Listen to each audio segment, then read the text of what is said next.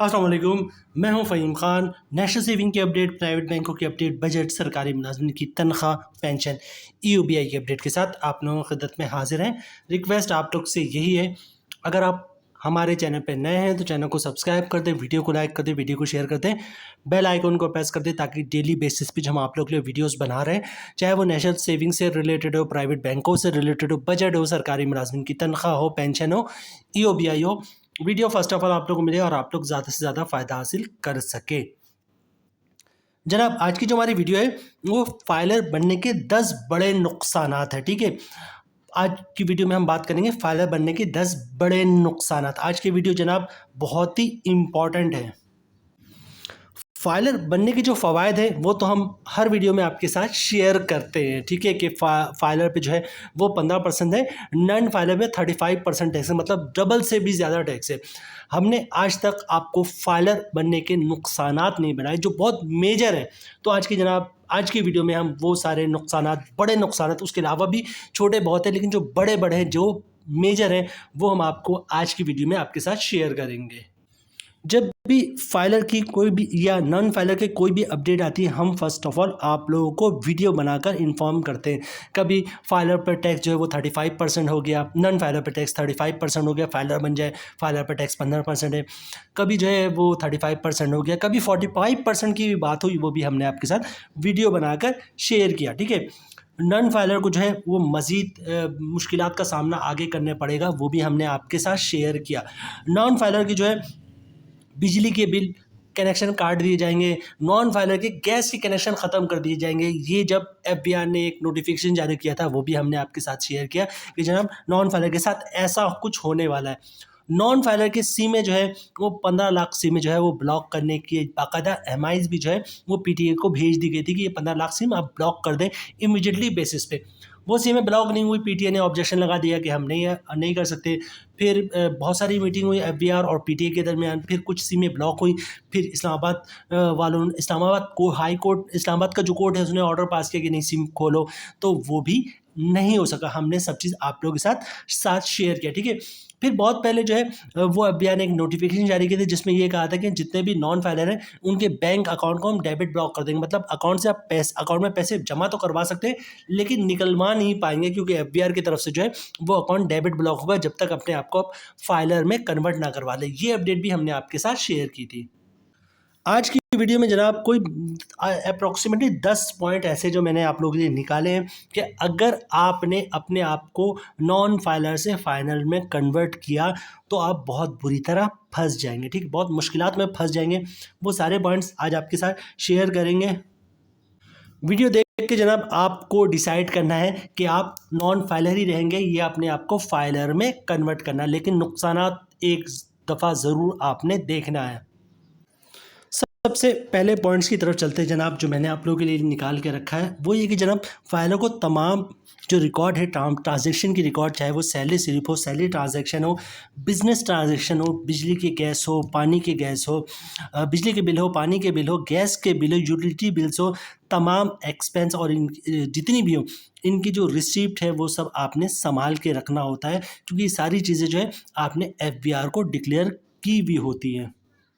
ये सारे रिकॉर्ड, चाहे आपकी सैलरी स्लिप हो जनाब, या फिर बिजनेस के ट्रांजैक्शन हो, बैंकिंग ट्रांजैक्शन हो, पानी, बिजली, गैस, जो चीज़ें मैंने आप लोगों के साथ शेयर की है, इन सब का रिकॉर्ड आपको रखना होता है, क्योंकि एफबीआर जो है वो 6 साल के अंदर कभी भी आपसे मांग सकता है। और जैसे आपने एफबीआर को डिक्लेयर किया होता है वैसी सबूत के तौर पर आपके पास होना चाहिए। दोनों रिकॉर्ड बिल्कुल मैच होना चाहिए, एफबीआर का रिकॉर्ड और जो डॉक्यूमेंट्स आपने अपलोड किया है, ठीक है, अपडेट किया है। क्योंकि रीज़न ये है कि आप एफबीआर को डॉक्यूमेंट्स तो नहीं दे रहे, आपने जो डिक्लेयर कर दिया वो डिक्लेयर हो गया।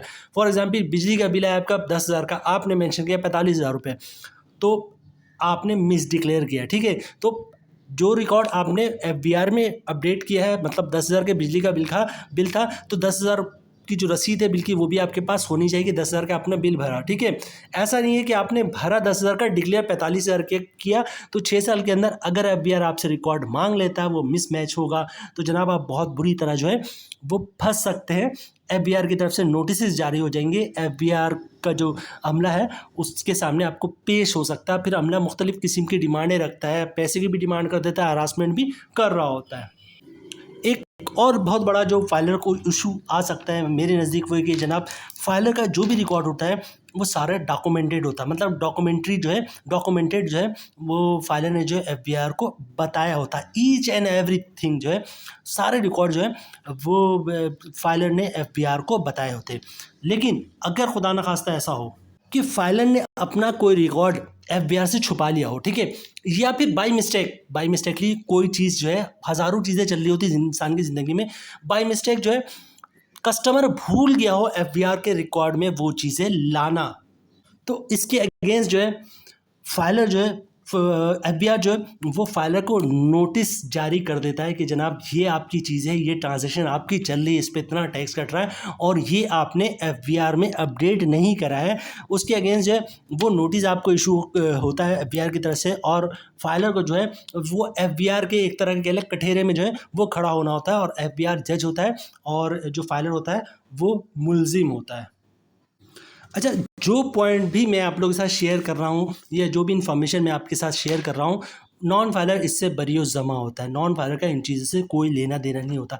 तो हर पॉइंट पे मैं आपसे ये नहीं कहूँगा कि जनाब नॉन फाइलर को तो ऐसी कोई प्रॉब्लम ही, कोई ऐसी किसी चीज़ की प्रॉब्लम फेस ही नहीं करना होता, क्योंकि नॉन फाइलर इन तमाम चीज़ों से बरियो ज़मा है, ठीक है, पहले ही बता दूँ आपको।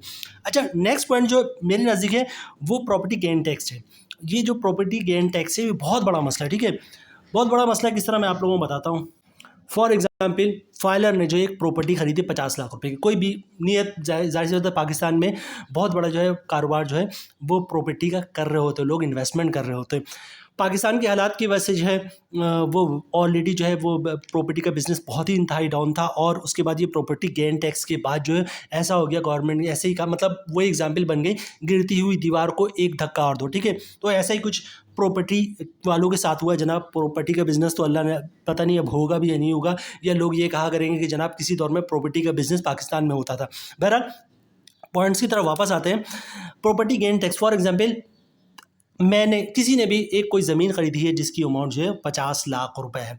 फाइलर ने क्या करना है जनाब, वो एफबीआर को डिक्लेयर करना कि भाई मैंने ये ज़मीन खरीदी ली है या ये घर खरीद लिया है। 50 लाख का तो बहरहाल अब कुछ भी नहीं आता, 1 करोड़ कर ले, 1.5 करोड़ कर ले जनाब, तो एफबीआर को डिक्लेयर करना पड़ेगा कि 50 लाख रुपए की ये ज़मीन मैंने खरीदी है। आपने डिक्लेयर कर दिया, ठीक है। उसके बाद जनाब कुछ अरसे बाद जो है आपने उसको सेल आउट कर दिया 65 लाख रुपए का, वो भी आपने एफबीआर को डिक्लेयर करना है भाई 50 लाख की ली थी, 65 लाख की भेज दी। 15 लाख प्रॉफिट हुआ है, वो भी आपने एफबीआर को डिक्लेयर करना पड़ेगा कि जनाब 15 लाख का प्रॉफिट हुआ है। अब 15 लाख का जो प्रॉफिट हुआ है उसमें एफबीआर बोलेगा कि अब इस पे मुझे जो कैपिटल गेन टैक्स भी दो, वो आपने उस 15 लाख पे कैपिटल गेन टैक्स भी देना, ठीक है। अब इस 15 लाख के दरमियान आपके साथ क्या हुआ, एफबीआर बस ये देखेगा कि आपको प्रॉफिट कितना हुआ 15 लाख रुपये, उस पर कैपिटल गेन टैक्स दे दो, ठीक है। इस 15 लाख कमाने के लिए, मतलब जो आपने 50 लाख का लिया, 65 लाख का बेचा आपने साल 1.5 साल 2 साल बाद, इसको बेचने में जो आपके एक्सपेंस है, किस टाइप के एक्सपेंस, आपने पब्लिसिटी की, मतलब इश्तहारा चलवाए केबल पे या किसी ज़रिए से जो है आपने इश्तहारा चलवाए, आपने 100 लोगों को कॉल किया, मोबाइल फ़ोन कॉल आई, कॉल किया, देख लो आपने 200 लोगों को 500 लोगों का जाके घर दिखाया, अपनी गाड़ी पर ले जाकर जो है 1.5 साल 2 साल तक जो है वो घर दिखाते रहे। पता ही करें जब आप उसने जब आपने एक्सपेंस को नोट किया कि जनाब 2 साल तक मैं लोगों को कॉल करता रहा कि जनाब आपने कॉल की थी, आपने एसएमएस किया था, आपने पूछा था इसका, तो आप कब आ रहे देखने के लिए, फिर वो आए, आप उसको आप घर ले आके दिखाएं, ठीक है। फिर वो घर बंद था लेकिन वो बिजली का और गैस का बिल आता रहा और मुख्तलिफ एक्सपेंस है, मतलब ये कि साल 1.5 साल 2 साल के अंदर जो है कॉल करते रहे आप लोगों को, पेट्रोल खर्च करके घर ले आके दिखाते रहे, पब्लिसिटी करते रहे, केबल पे इश्तहार चलवाते रहे, अखबारात में इश्तहारात देते रहे। पता ही चला कि जनाब 1.5 साल के अंदर जो आपने 15 लाख रुपए कमाया था, 50 लाख की प्रॉपर्टी लेके 2 साल बाद आपने सेल किया 65 लाख में, जो 15 लाख का प्रॉफिट था उसमें 50,000 भी आपका प्रॉफिट नहीं बचा। एफबीआई नहीं, वो नहीं सुनेगा। एफबीआई ने कहा कि आपने 15 लाख रुपए जो मुनाफा कमाया है फाइलर साहब, इस पे बनता है इतना कैपिटल गेन टैक्स, वो हमें दे दो। ये जो आपने एक्सपेंस किया ना, लोगों को कॉल किए, ये आपका मसला। ये जो आपने लोगों को अपनी गाड़ी को लेकर के घर दिखाया ना, क्यों दिखाया आपने, आप एड्रेस देते हैं और कहते हैं खुद आके वो देखे, ठीक है। एफबीआई नहीं सुनेगा आपके एक्सपेंस को, ठीक है। वो कहेगा 15 लाख रुपए आपने कमाया, इस पे जो बनता है ना 6 lakh 8 lakh 9 lakh capital gain tax जो भी है वो हमें दे दो, जो आपके एक्सपेंस है उसका हमें नहीं पता। मतलब आपने 50,000 भी नहीं कमाया और जेब से 5 लाख 6 लाख रुपए एफबीआर को आप कैपिटल गेन टैक्स देंगे। ये प्रॉब्लम नॉन फाइलर को नहीं आएगा, ठीक है, फाइलर को इसमें फंसना है। अच्छा, एक और पॉइंट है जनाब कि आपने जो भी ट्रांजैक्शंस करनी है वो बैंकिंग चैनल को यूज़ करना फाइलर है। फॉर एग्जांपल, और ख़ास तौर पे अगर कोई अमाउंट 50,000 से ऊपर है तो एज़ पर लॉ ये है कि जनाब आपने बैंकिंग चैनल को यूज़ करना है, मतलब उसकी जो पेमेंट आपने करनी है थ्रू बैंक करना है, ठीक है, ताकि एफबीआर के रिकॉर्ड में रहेगा। अगर आपने कैश के थ्रू पेमेंट की, फॉर एग्जाम्पल 50 लाख का आपने घर लिया था, ठीक है, उसमें 5 लाख रुपये आपने उसको एडवांस कैश में दे दिया, ठीक है, एफबीआर के रिकॉर्ड में तो जो वो आया ही नहीं, मतलब बैंकिंग ट्रांजेक्शन तो हुई नहीं। एफबीआर ही कहता है कि जनाब अगर कोई ट्रांजैक्शन बैंकिंग चैनल के थ्रू नहीं हो रही है तो उसमें मसला है, ठीक है, उसमें मसला है। आपने बैंकिंग चैनल को क्यों यूज़ नहीं किया? कि हमने तो कानून बनाया कि फाइलर जो होगा वो 50,000 से जो भी ऊपर की ट्रांजैक्शन होगा वो बैंकिंग चैनल की तरफ थ्रू करेगा, मतलब जो भी पेमेंट होगी या उसके लिए पे ऑर्डर इशू करेगा, बैंक का चेक इशू करेगा, क्लियरिंग का चेक यूज़ करेगा, किसी तरह बैंक उसके अंदर इन्वॉल्व होगा। अब ये 5 लाख रुपए जो आपने घर का जो दे दिया है एडवांस कैश की सूरत में, इसको एफबीआर को जस्टिफाई करना बहुत ही मुश्किल है, बल्कि तकरीबन नामुमकिन है, ठीक है। और दूसरी तरफ बैंकिंग स्टेटमेंट और मनी ट्रेल जो है वो भी आपस में मैच नहीं करते हैं, ठीक है, अगर आपने बैंकिंग चैनल को यूज़ नहीं किया तो ये प्रॉब्लम जो है वो फाइलर को ही फेस करना पड़ता है। एक और प्रॉब्लम जो फाइलर को पेश आती है जनाब वो है फाइलर को अपना सारा रिकॉर्ड सेव कर रखना पड़ता है और प्रिपेयर रहना पड़ता है, ठीक है, क्योंकि आपका रिकॉर्ड जो है वो एफबीआर कभी भी मांग सकता है विदिन 6 ईयर्स। 6 साल के अंदर वो आपका रिकॉर्ड कभी भी मांग लेगा। 6 साल के अंदर जनाब जो भी आपने बिजली का बिल पे किया है, गैस है, यूटिलिटी एक्सपेंस है, जो भी एक्सपेंस है जनाब, पानी का, बिजली का, घर का, जो भी एक्सपेंस है, उन सब का रिकॉर्ड आपने 6 साल तक मेंटेन रखना है, क्योंकि एफबीआर कभी भी आपसे मांग सकता है। और जब एफबीआर आपसे रिकॉर्ड मांगता है तो आपका रिकॉर्ड ऐसा प्रॉपर होना चाहिए कि आप इमीडिएटली बेसिस पे को दे सकें, क्योंकि जहाँ पर आपने फिर टाइम ले लिया कि जनाब हम जमा करवाएंगे, हम सर्च कर रहे हैं, हम रिकॉर्ड दे रहे हैं, तो एफबीआर की नज़र में ऐसा रिकॉर्ड जो होता है कि वो फेक होता है, मतलब वो आपका आप अगरचे रिकॉर्ड ओरिजिनल है लेकिन चूंकि आपने प्रॉपर उसको रखा हुआ नहीं है, तो जब एफबीआर को आप कहते हैं टाइम मांगते हैं उससे या डिले करते हैं तो एफबीआर कहता है कि दाल में कुछ काला है, मतलब रिकॉर्ड गलत है और इसमें ये जो फाइलर है ये 2 नंबरी कर रहा है। मतलब फाइलर को ना सिर्फ अपना सारा रिकॉर्ड अप टू डेट रखना है बल्कि एक्टिव भी रहना है कि जनाब एफबीआर कभी भी मुझसे 5 साल पुराना, 4 साल पुराना बिजली का गैस का बिल मांगेगा, बिजली का बिल मांगेगा, तो मैंने यूँ तस्वीर खींचनी है और एफबीआर को पेश कर देना है, ठीक है, सेकंडों में। तो इस तरह आपको फाइलर को जो है एक्टिव रहना पड़ता है एफबीआर के सामने। अच्छा, यहाँ पे एक पॉइंट और है जनाब कि अगर हुकूमत जो है वो टैक्स नेट में इजाफा करना चाहता है, ठीक है, तो क्या करता है जनाब, हुकूमत ये करती है कि जनाब टैक्स में इजाफा कर देती है, और टैक्स में जब इजाफा करती है तो जनाब नॉन फाइलर तो टैक्स भरता ही नहीं है, वो उसका खमियाजा किसको भुगतना पड़ता है? फाइलर को। जो टैक्स भर रहे होते हैं जनाब उन्हीं पे टैक्स लगता है, ठीक है। कभी आपने सुना है कि जनाब नॉन फाइलर ने इतना टैक्स भरा हो? जो आपको स्टेटमेंट मिलेगी वो फाइलर की ही मिलेगी, क्योंकि फाइलर ही टैक्स भर रहा होता है। तो जब बात होती है कि टैक्स नेट में इजाफा करेंगे तो इसका खमियाजा किसको भुगतना पड़ता है जनाब? फाइलर को भुगतना पड़ता है, क्योंकि नॉन फाइलर तो एफबीआर के कोई रिकॉर्ड में है ही नहीं। अच्छा, एक पॉइंट यहाँ पर और है जनाब, अगर फाइलर किसी वजह से टाइम पर इनकम टैक्स रिटर्न फाइल नहीं कर पाता, ठीक है, किसी भी वजह से जो है वो रिटर्न फाइल टाइम पे नहीं कर पाया, लेट हो गया, तो जनाब जो फाइलर है उसको फाइन लगता है, ठीक है। अच्छा, ये फाइन किस टाइप का होता है? पर डे के हिसाब से फाइन चार्ज होता है जनाब फाइलर को, ठीक है। वो जितना डिले करता जाएगा उतना ही उस पर फाइन बढ़ता चलेगा, मतलब पर डे के हिसाब से। फॉर एग्जांपल, पर डे 50 रुपये के हिसाब से उस पर टैक्स लग रहा है, तो अगर उसको 10 दिन डिले हुआ तो 500 रुपये हो गया, 20 दिन हुआ तो 1000 हो गया, इसी तरह 6 महीना डिले हुआ, 1 साल डिले हुआ, तो इसी तरह पर डे के हिसाब से चार्जेस बढ़ता रहता है। और ऑफ कोर्स नॉन फाइलर को कोई चार्जेस नहीं लग सकता। अच्छा, एक पॉइंट यहाँ पे और ऐड करूँगा फाइलर के हवाले से कि जनाब फाइलर जो टैक्स रिटर्न फाइल करते हैं 99% जो है वो उनके लॉयर फाइल करते हैं, ठीक है। अब होता है कि जनाब लॉयर से अगर कोई गलती इंसान है उससे भी गलती हो सकती है, कोई रिकॉर्ड अपडेट करने में रह जाए या कोई रिकॉर्ड गलत अपडेट कर दे, ठीक है। कौन? लॉयर।